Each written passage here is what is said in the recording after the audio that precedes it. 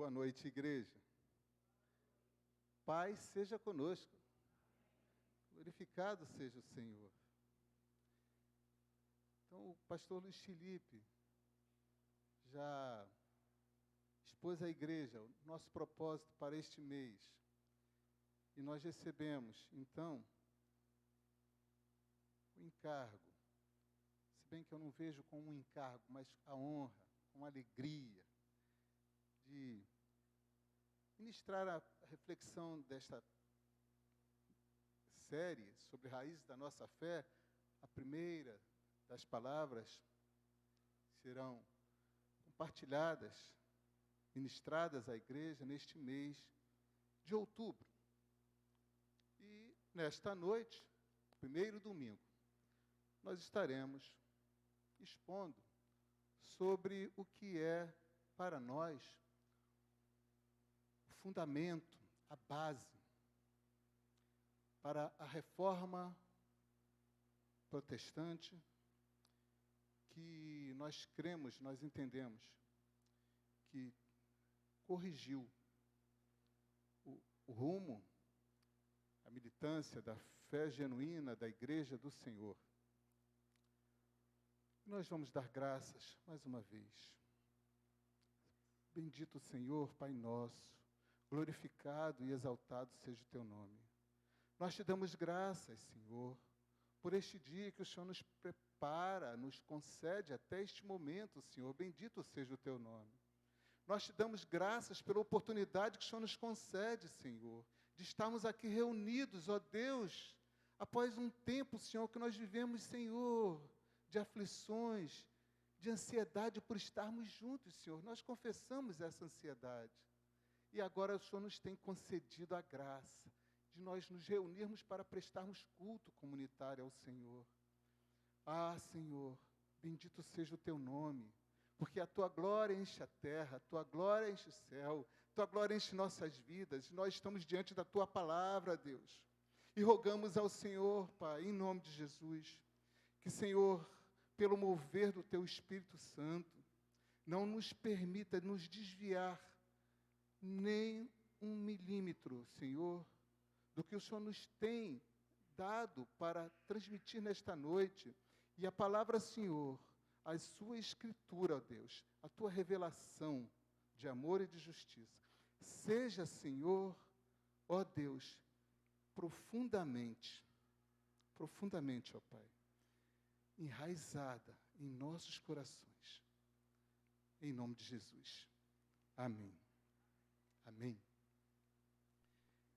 Minhas irmãs, meus irmãos, desde sempre, a Igreja de Cristo enfrenta falsos ensinos, enfrenta levantes de doutrinas contrárias à suficiência da Escritura Sagrada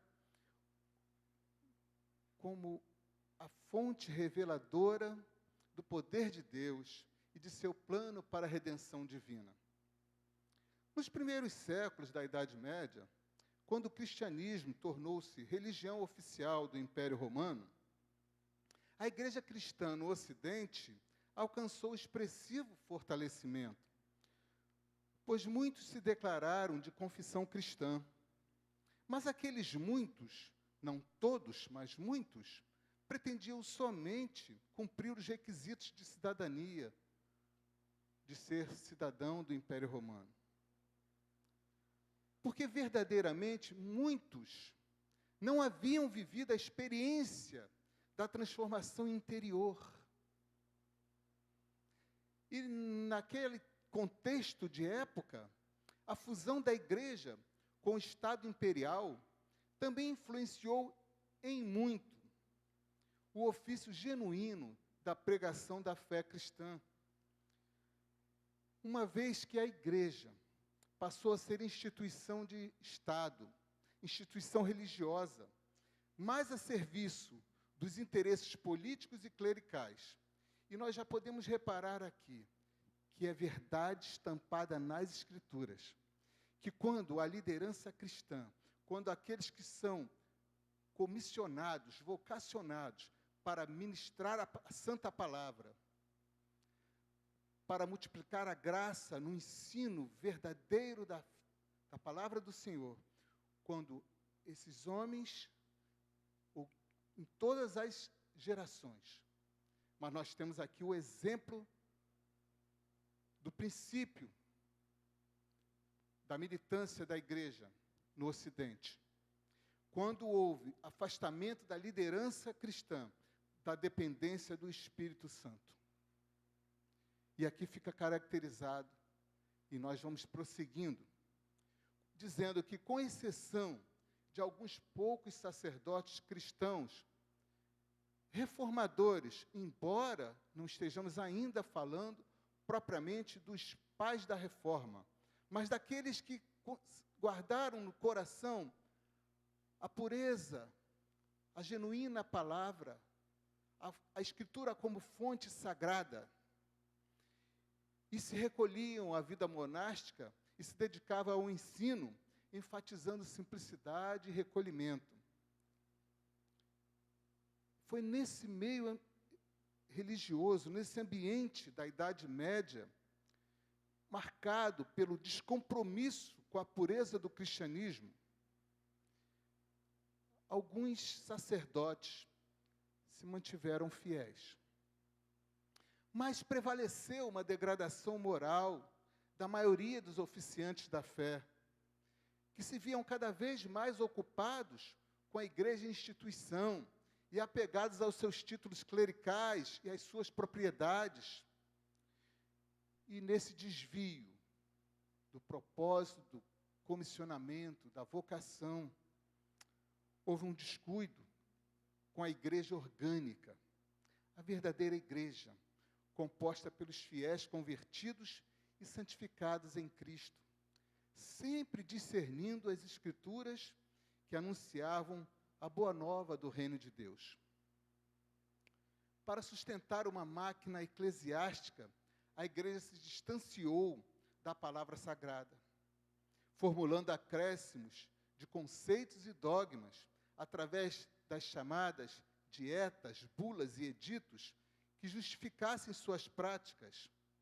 Obrigado, meu diácono. Para destituir a tradição, trazer acréscimo a todo o rebanho que seria pastoreado e instruído com a palavra. Ainda que pervertendo a sã doutrina da suficiência das Escrituras, encobriu-se a revelação autoritativa das verdades que constituem os absolutos de Deus. E assim ocorreu o pleno desvio das raízes de fé cristã. Era desse modo o cenário social e religioso nos tempos que antecederam a reforma. Eram tempos em que a igreja militante era dividida em igreja docente que ensinava e igreja discente, que recebia, que aprendia o que era ensinado. E, evidentemente, que nós não tínhamos, nesse período da igreja, a visão, a compreensão, o discernimento do que significa o sacerdócio real, a nação santa, povo do Senhor Jesus. Mas um monge agostiniano, professor universitário de teologia, Martinho Lutero, rendido em profunda reflexão da doutrina apostólica que foi exposta na carta de apóstolo Paulo aos Romanos, Lutero despertou-se para o resgate da confissão cristã genuína, exaltando o poder da graça como dom de Deus consumado em Cristo mediante a fé. Lutero foi convencido pelo examinar das Escrituras que a salvação é um novo relacionamento com Deus, alicerçado não em qualquer obra meritória, mas na confiança absoluta na promessa divina de perdão por causa de Cristo.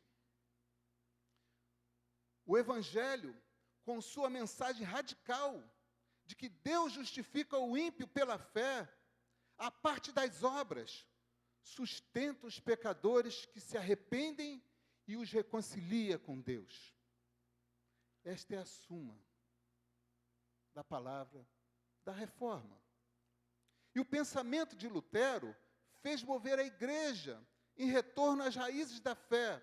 Não propriamente se pretendia, e nós temos registros históricos, de que o monge agostiniano Martim Lutero pretendia impor uma reforma à igreja, mas de coração aberto, discernindo a pureza da palavra. Ele fez uma reflexão, ele expôs as suas teses teológicas, firmadas na Bíblia, dentre as quais o princípio fundamental de que somente a Escritura Sagrada é portadora de autoridade divina para revelar o dom de Deus e conduzir o homem à lucidez sobre o único e verdadeiro caminho para ser contemplado pela justiça redentora de Deus. Sola Escritura, que nós ouvimos como um dos solas da Reforma Protestante, uma dos 5, é uma expressão em latim. Ela constitui o conceito primordial da Reforma Protestante. Boa parte dos estudiosos, historiadores da Igreja, atribui essa expressão colhida da resposta de Lutero na Dieta de Worms, em 1521, quando ele foi inquirido pelos representantes do Papa, e foi inquirido a se retratar para voltar atrás nas suas convicções. Mas Lutero respondeu: a menos que eu seja convencido de meu erro pelas Escrituras e pela razão pura, minha consciência é cativa da palavra de Deus. Eu não posso e não vou me retratar de nada. Deus me ajude. Foi esta a resposta de Lutero. E eu aqui me lembro, pastor Luiz Felipe, como se Lutero estivesse reagindo tal qual Pedro reagiu aos homens do Sinédrio quando queriam calar os pais da igreja, os pais apostólicos, e eles declararam: não podemos nos calar diante das verdades, não nos é lícito. E assim, nós podemos ver aqui que Lutero também declarou: a menos que eu seja convencido do meu erro pelas próprias Escrituras e pela razão pura, minha consciência é cativa da palavra de Deus. Eu não posso e não vou me retratar de nada. Deus me ajude. Significa dizer que somente a Escritura Sagrada é regra de fé e prática da igreja cristã, por sua inspiração divina, inerrância, clareza e suficiência. Desta base escriturística, Lutero discerniu que a salvação é somente pela graça, somente pela fé, na pessoa e obra de Cristo, expressando glória somente a Deus. Daí que sola a Escritura é a base fundamental para os demais princípios da reforma. É o que vamos refletir nesta noite, na oportunidade que nos é oferecida, expondo sobre este pilar da base confessional, sola a Escritura. Então, eu convido a você para que esteja abrindo a sua Bíblia, manejando a sua Bíblia, gráfica ou eletrônica, e nós coloquemos de pé neste momento, em reverência à Escritura, e vamos já nos achegando à segunda carta do apóstolo Pedro, no capítulo 1, dos versos 16 a 21. Vamos nos colocar de pé para a leitura desta porção da palavra, da Escritura Sagrada. Segunda de Pedro, capítulo 1, dos versículos 16 ao versículo 21. Amém? Nos diz o texto sagrado das Escrituras, revelação de Deus: porque não lhes demos a conhecer o poder e a vinda de nosso Senhor Jesus Cristo, seguindo fábulas engenhosamente inventadas, mas nós mesmos fomos testemunhas oculares da sua majestade, porque ele recebeu honra e glória da parte de Deus Pai, quando, pela suprema glória, lhe foi enviada a seguinte voz: este é o meu Filho amado, em quem me agrado. Ora, nós ouvimos esta voz vinda do céu, quando estávamos com ele no Monte Santo.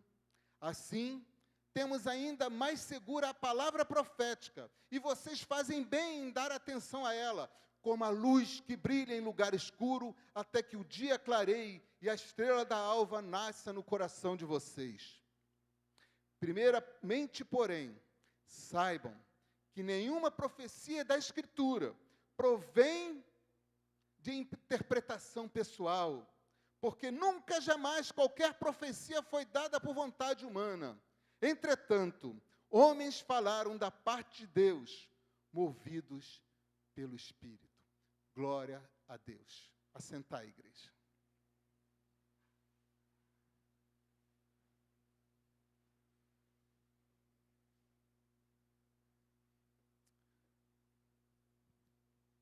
Irmãos, eu poderia ter buscado base para a mensagem desta noite em outros textos bíblicos, como exemplo da segunda carta de Paulo ao Timóteo, no capítulo 3, versos 16 e 17, ou na carta do apóstolo Paulo aos Romanos, no capítulo 10, dos versículos 6 a 11. Os dois textos nos falam, nos exortam a nos voltarmos com o coração aberto e compreendermos a grandeza, a dimensão, a profundidade, a largura da revelação escriturística, da palavra santa. Mas nós nos apegamos a esta porção da palavra, na segunda carta de Pedro, porque ela exalta a superioridade da palavra divina, palavra de Deus, e ela se interpõe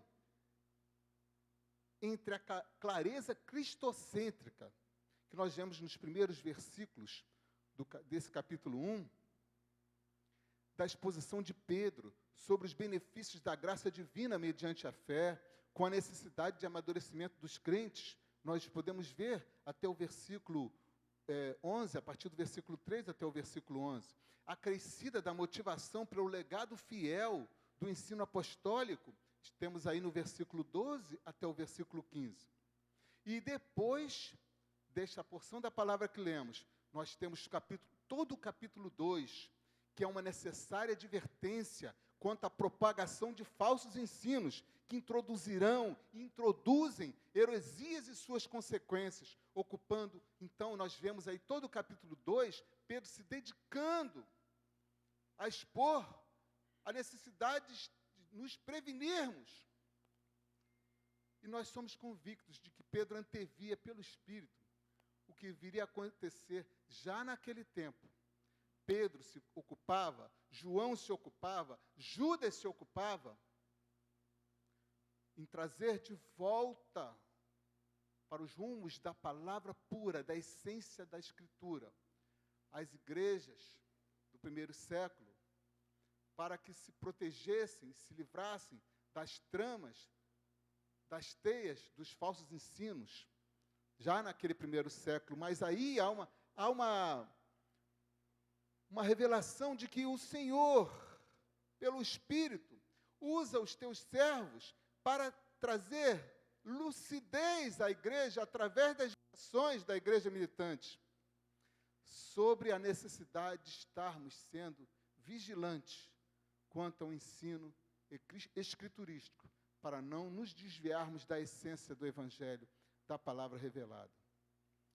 Então, neste contexto, nós conseguimos ver, em primeiro lugar, o valor da palavra como revelação divina, que se contrapõe ao saber humano falível. Nós já vemos isso no versículo 16. Nós conseguimos ver o valor da palavra, que se contrapõe ao saber infalível do homem. Quando Pedro exorta, Pedro esclarece: não lhes demos conhecer poder e vinda do Senhor Jesus Cristo, seguindo fábulas engenhosas, fábulas inventadas. Não, ele esclarece aqui que a revelação divina, da qual ele é testemunha, não, e Pedro fala, não por ouvir dizer, mas ele estava lá no Monte Santo, de que temos conhecimento, em Mateus no capítulo 17, ele viu e ele ouviu a voz do céu, dizendo quem era o santo, revelando o Filho unigênito e declarando, dele me agrado, ou em outra versão, dele me comprazo. Pedro é testemunha. E Pedro aí já, no final da sua peregrinação, e fica-nos claro, porque ele mesmo nos fala no capítulo 1, que já havia recebido do Senhor, de que em breve deixaria o tabernáculo. Mas Pedro exalta o valor da palavra, e que a palavra jamais poderá ser comparada a fábulas engenhosamente inventadas pela mente humana, porque são fábulas falíveis.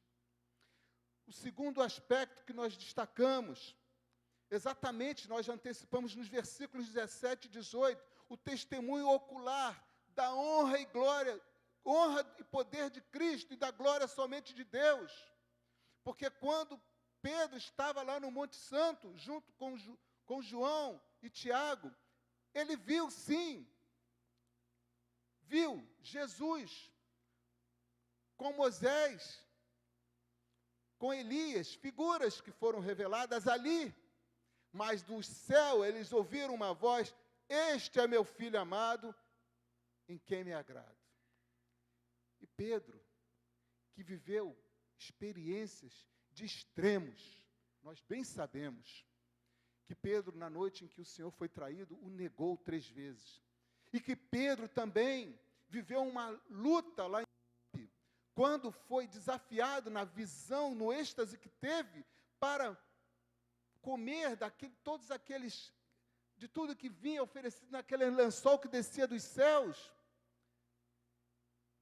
E Pedro rejeitou, e quando a voz sublime e divina disse, o que eu ofereço não é impuro.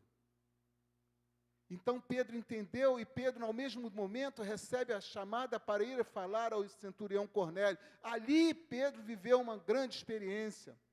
Assim como Pedro também viveu o resgate, a reconciliação plena, na beira da praia, que nós temos conhecimento no Evangelho segundo João, no capítulo 21, quando o Senhor fala com ele, tu me amas, tu me amas, tu me amas, nós já sabemos o que o Senhor convocava Pedro a fazer e a resposta de Pedro. Este é o Pedrão velhão aqui, nosso amado irmão, pai apostólico, que nos diz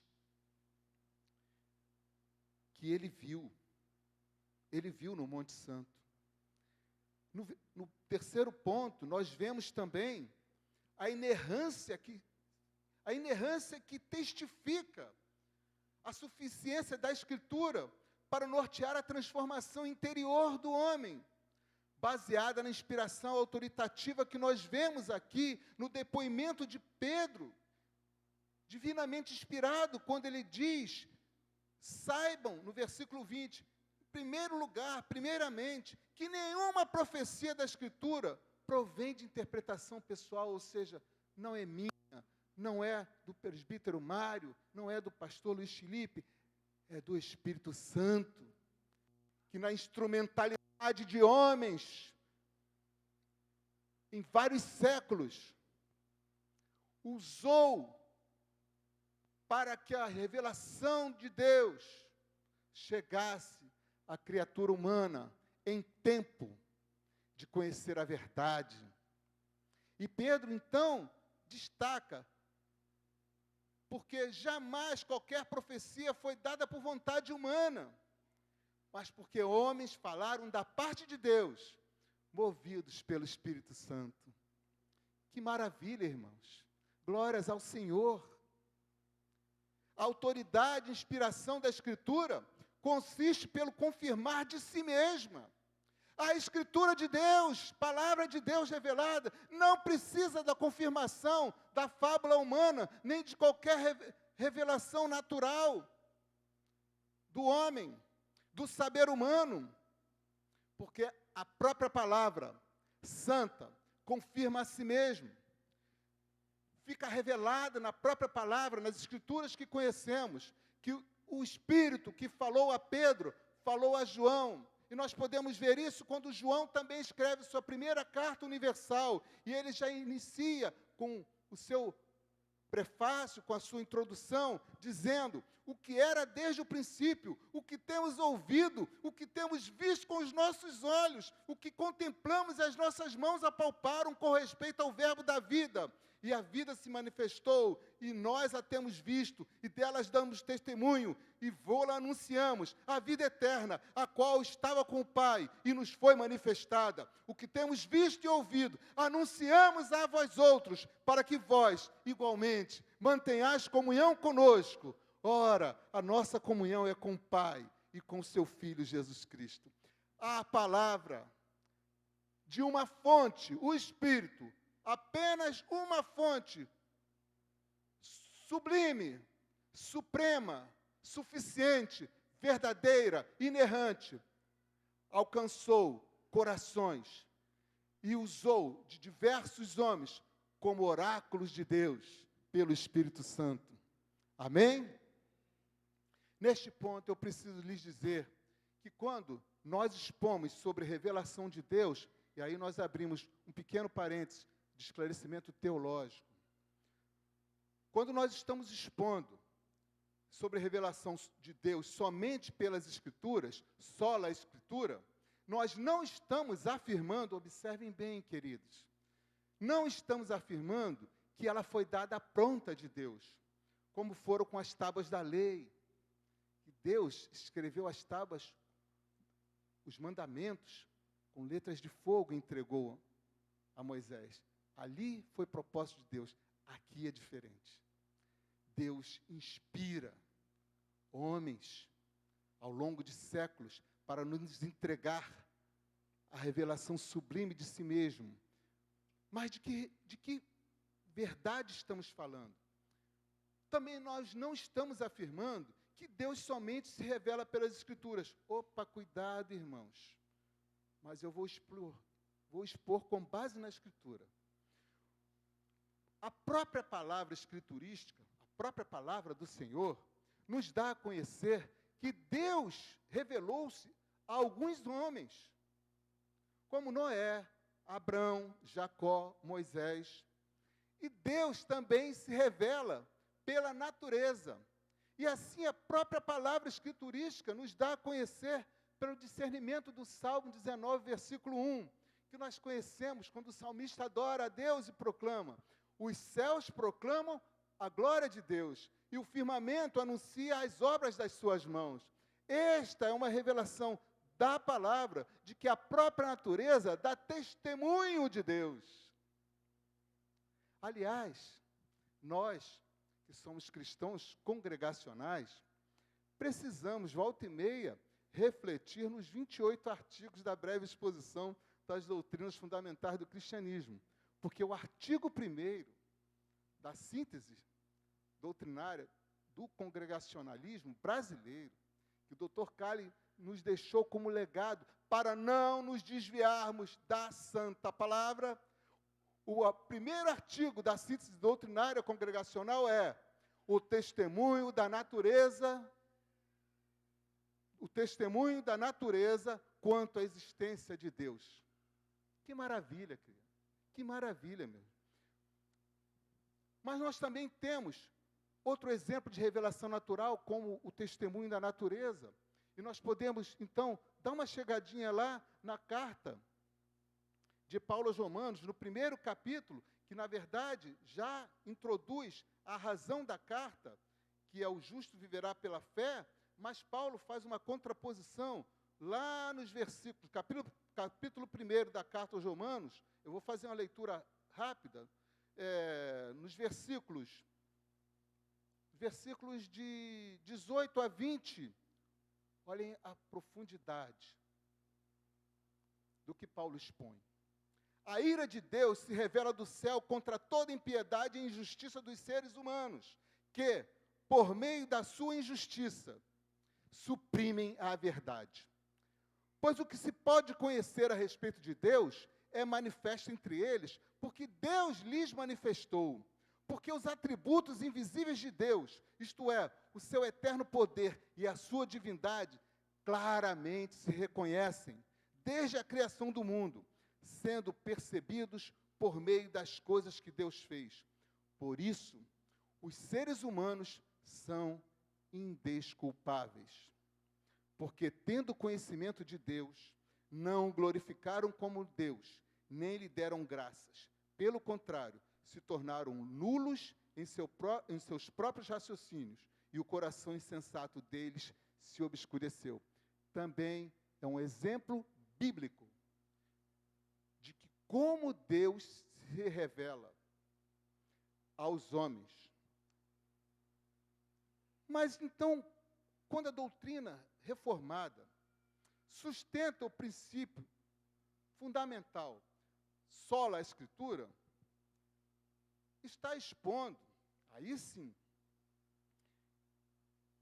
que a revelação salvífica, a revelação da salvação, somente pode ser conhecida pelas Escrituras, que comunicam o estado depravado do homem, gerado de Adão, e sua dependência do Evangelho, poder de Deus para a salvação.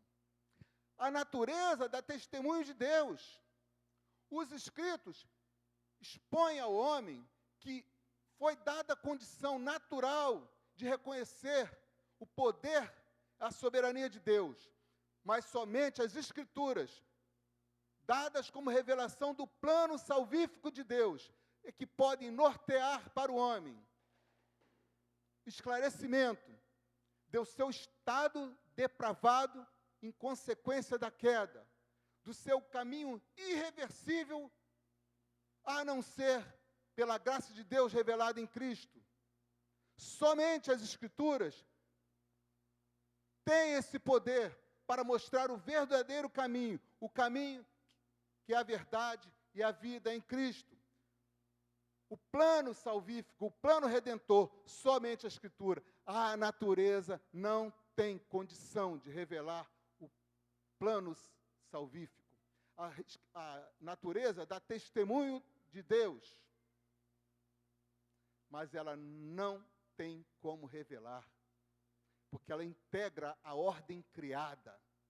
Não tem como revelar o poder de Deus em amor, em graça, manifesta em Cristo, consumado segundo as promessas anunciadas por diversas gerações, até que quando o céu tocou a terra, na plenitude dos tempos, e o Verbo encarnou, e aí sim, nós vemos a aproximação do reino em nossos corações. Somente a Escritura pode nos dar o discernimento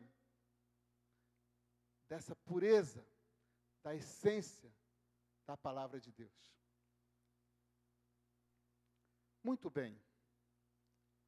Meus irmãos, minhas irmãs, que esta palavra, que nos faz expor o fato histórico da reforma da igreja, o que essa palavra traz consigo como aplicação para a nossa vida enquanto discípulos de Cristo? Porque Pedro está falando aos discípulos, como um discípulo mais velho instruindo novos discípulos.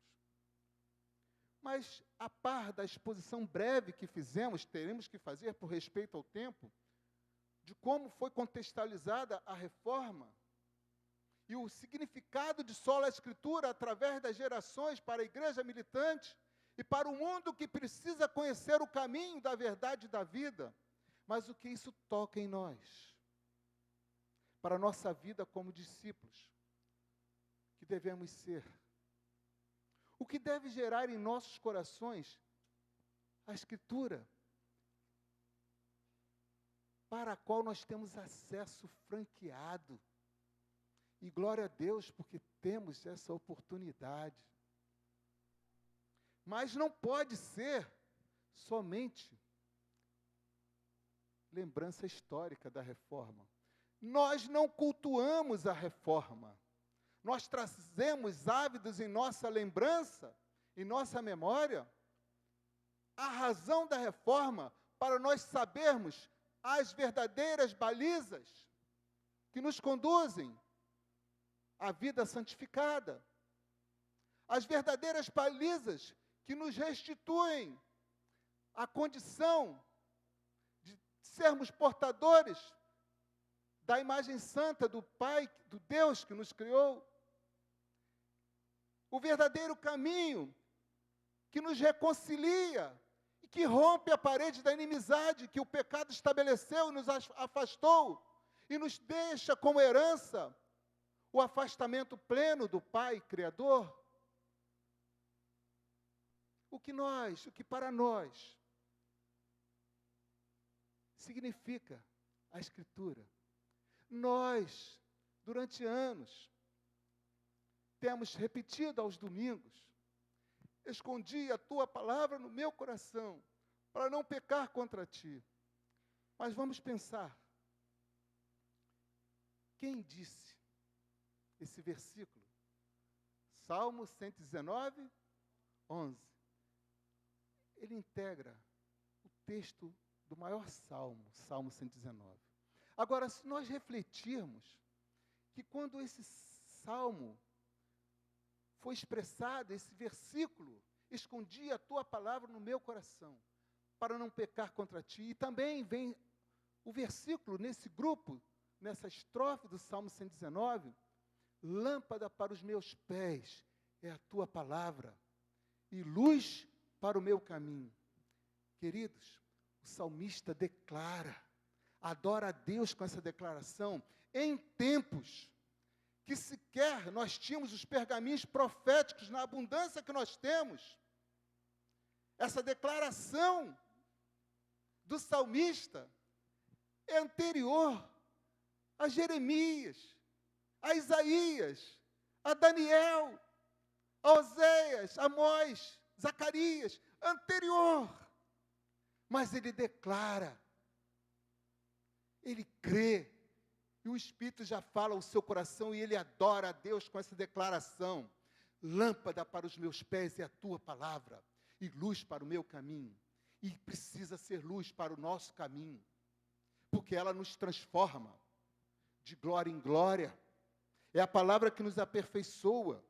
Nós precisamos guardar conosco que a verdadeira instrução do discipulado cristão, como base na revelação de Deus para a salvação, procede exclusivamente do discernimento e orientação das Escrituras, como vero palavra de Deus. Então, qualquer fonte extrabíblica será fábula inventada, porque se contrapõe à própria Escritura, e desde logo se apresenta sem qualquer autoridade espiritual, porque caracteriza uma exposição inadequada e insuficiente de Deus. Somente podemos desenvolver discernimento bíblico, guardando uma visão elevada das Escrituras, porque é a palavra de Deus, poder de Deus revelado. Aleluia. Assim o apóstolo Paulo escreve ao seu discípulo Timóteo, exaltando as Escrituras como inspiração de Deus para ensino, repreensão, correção e educação na justiça, mas com uma finalidade. E a finalidade nós também temos revelado, nós sabemos qual é a finalidade da aplicação da Escritura, da Santa Palavra. É para que sejamos aperfeiçoados e sejamos habilitados para toda boa obra. Segunda a Timóteo, no capítulo 3, verso 17. Lawrence Richard, em seu livro Teologia da Educação Cristã, expõe que é primordial entendermos a Escritura Sagrada mediante as seguintes verdades. Eu colhi as 4 verdades. Primeira, a Escritura Sagrada é a verdade revelada. Significa que a Escritura tem autoria instrumental de homens, mas não está condicionada ao tempo e cultura humanas, porque é obra do Espírito Santo para que os homens compreendam as verdades de Deus, que não poderiam ser entendidas de outra forma. Segunda verdade é que é verdade com propósito. Significa que Deus quer ser conhecido não apenas para que sua palavra seja sabida, mas para que sua palavra seja vivida, transformando nossa percepção humana a partir da cosmovisão bíblica. A terceira verdade é a verdade relacional. A palavra é verdade relacional. Significa que a palavra vem de nós como um convite para revermos as nossas relações na vida. E outra verdade que Lawrence Richards expõe é a verdade experimental. Significa que a palavra de Deus é direta e honesta quanto ao estado degenerado do homem e sua situação espiritual sem Cristo. Porém, deve ser compreendida também como uma oportunidade de conhecer o plano de Deus e alcançarmos transformação e crescimento, confiando em Cristo na obediência com fé. Mas voltando ao texto base em 2 Pedro, vamos voltar ao texto que norteia a nossa mensagem desta noite. Nós reiteramos aqui a clareza da palavra na sensibilidade do apóstolo Pedro. No verso 16, nós vemos o valor da palavra como revelação cristocêntrica, que se contrapõe ao saber humano falível. Nos versos 17 e 18, nós vemos o testemunho ocular da honra e poder de Cristo e da glória somente de Deus. Nos versos 20 e 21, vemos a inerrância que testifica a suficiência da Escritura para nortear a transformação interior do homem, baseada na inspiração autoritativa, ministrada pelo Espírito Santo. Mas eu pulei um versículo e deixei para o final. Vamos então ao versículo 19, e o versículo 19 nos diz muito claramente: pois o que se pode conhecer a respeito de Deus, perdão, irmãos, ainda estou em Romanos. Vamos lá, na segunda carta, versículo 19. Assim, temos ainda mais segura a palavra profética, e vocês fazem bem em dar atenção a ela, como a uma luz que brilha em lugar escuro, até que o dia clareie e a estrela da alva nasça no coração de vocês. Irmãos e irmãs, nós temos convicção da Escritura como a palavra profética, que anuncia a promessa dos céus e firma segurança como raiz para a nossa fé e esperança. Em que nós estamos seguros?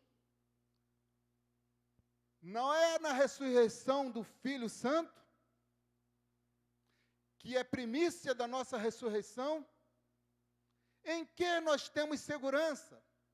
Se não é pelo conhecimento das santas promessas que foram transmitidas de geração em geração e chegou à nossa geração, santas promessas que vêm sendo cumpridas de geração em geração, passando os séculos dos séculos, mas a palavra do Senhor não passa. Em quem nós estamos seguros?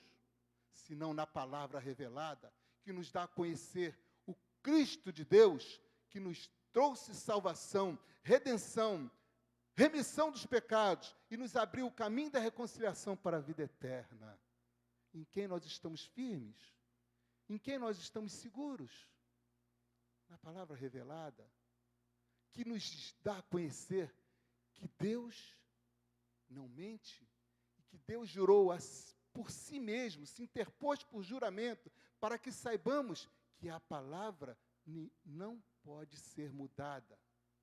E não é mudada, porque é vero, palavra do Deus infinito, autoexistente, eterno, justo, fiel e verdadeiro.